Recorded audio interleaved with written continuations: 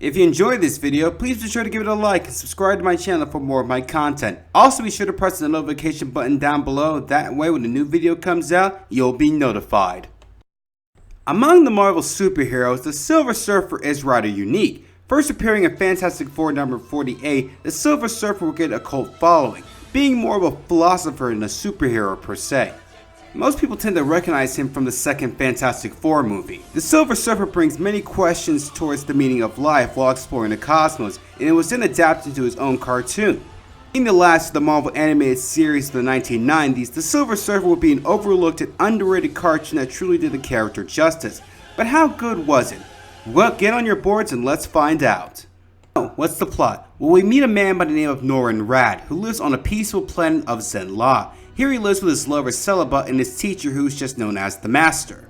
Zenn-La is seen as a beacon of hope in the galaxy where all alien races can come together in peace. It seems that Zenn-La will be no more as Galactus comes by to eat the planet. After many attempts to stop Galactus, it seems like all hope has been lost. But Norrin Radd decides to make a deal with Galactus. If Galactus were to spare Zenn-La, Norrin would serve as his scout in order for him to find uninhabited planets where Galactus can feast on them. And Galactus agrees and turns Radd into the Silver Surfer, who will go and search for those said planets. However, Galactus ends up screwing over Norrin Radd and erases all of his memories, and as the Silver Surfer, he actually finds planets that are populated which Galactus eats anyway. After an encounter with Thanos the Mad Titan, the Silver Surfer regains his memories. Enraged by this, the Surfer rebels against Galactus by stopping him from eating a planet called Earth.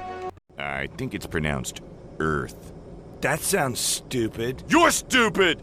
Here the Surfer meets a young woman named Frankie Reyes who helps him out. After saving the Earth, Galactus lets go of the Silver Surfer, with him being replaced by Frankie, who is renamed Nova.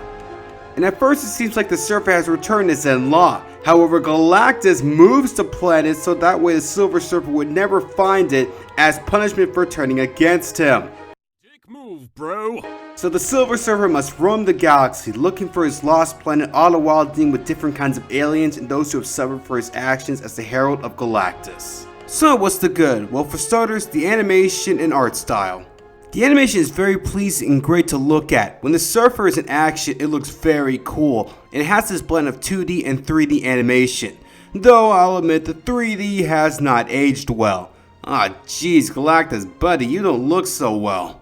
The art style has this Jack Kirby design to it, with most of the aliens looking rather unique and interesting to look at. Also, the characters here are very good. With the exception of a few characters, almost everyone has this Shakespearean way of speaking. It brings a lot to the drama. This is truly a space opera. No, seriously, replace all the talking with opera singing and it will genuinely be a space opera.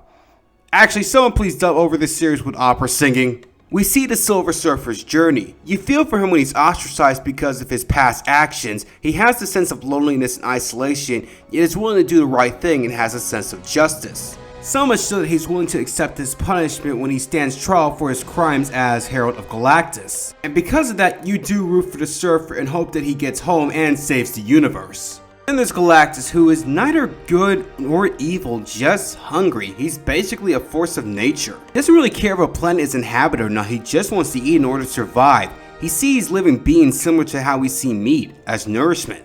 Despite the fact he screwed over the Surfer, he still is a being of his word and keeps Zenn-La around. And we have Thanos. Thanos is actually my favorite character in this series. Compared to his MCU counterpart, this Thanos enjoys what he does. All his actions are done in order to impress Lady Chaos.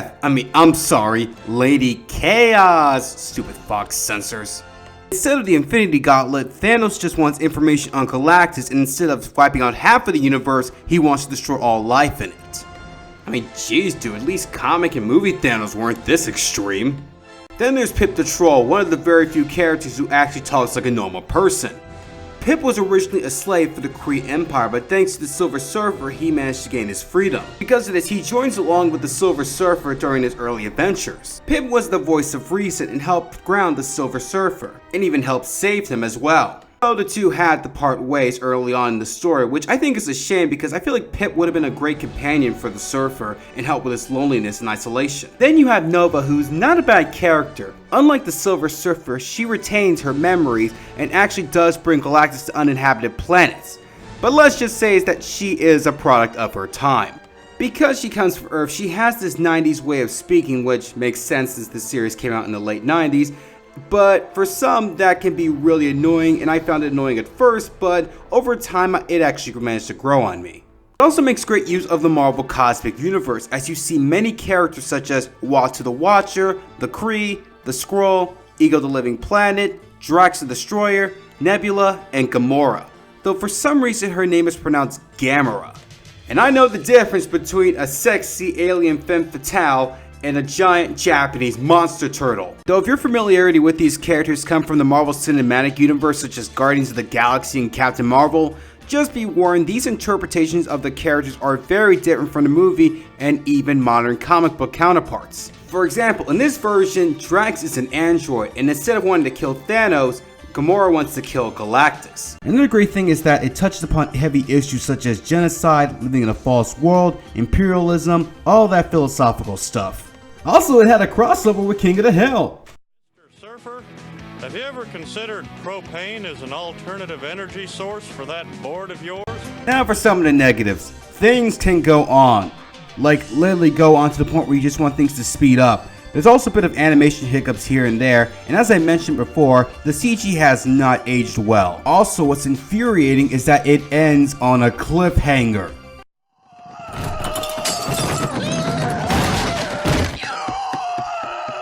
Now you may ask, well, did it have any poor ratings? And the answer to is no, it had very good ratings and the reception of the series was universally positive.